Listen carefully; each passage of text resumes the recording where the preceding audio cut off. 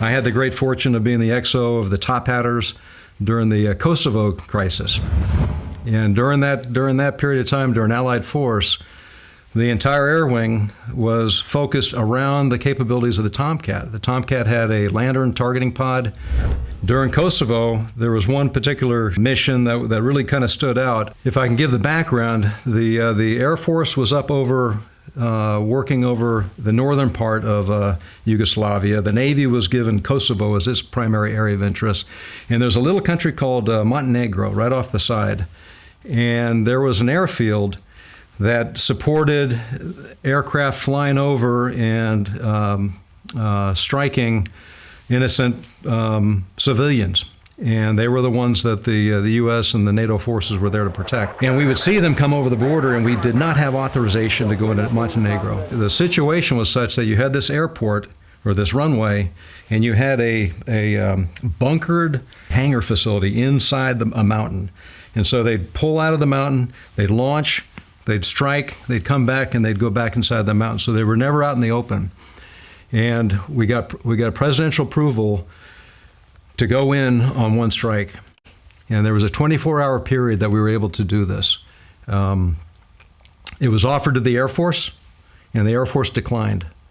They didn't have the time necessary to do the planning required to pull off this strike. And Mad Dog Copeland, who was our battle group commander, pulled everybody together, the CAG and all the strike leads, and said, "What do you think? Can we do it?" And we all said yes.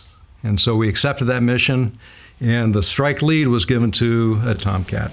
And the whole air wing was built around the Tomcat lead and the fact that we could bring a 2,000-pound precision penetrating weapon, the GBU-24, and that would be able to penetrate through what was an air conditioning duct into this hangar facility and be able to destroy what was in it. We had the precision capability and we had the weapon.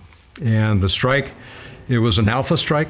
Every airplane that was in an up condition, we launched. And we had 4 waves of packages going in over Montenegro, which was heavily defended with SA-6s, which is a nasty weapon. And the Prowlers were shooting harms in to suppress the surface air threat, and the Tomcats were leading each of the 4 elements. And by the time we came through on the second wave, missiles had made it into the air conditioning duct. And as we were approaching it, you could see the effects of what happened when that got in there. It ignited an enormous firestorm that blew out these big, heavy steel doors, and so everything that was in there was absolutely destroyed. And then all the other targets went out after that. And the Navy, within a 24-hour period, was able to get everybody in there, everybody out, destroy the target. But the Tomcat led the way, and the Tomcat had the only capability that could have pulled that off. So that I'm very proud of. See the entire film along with the other 2 documentaries in the TOMCAT Tales trilogy, available now and streaming on YouTube TV.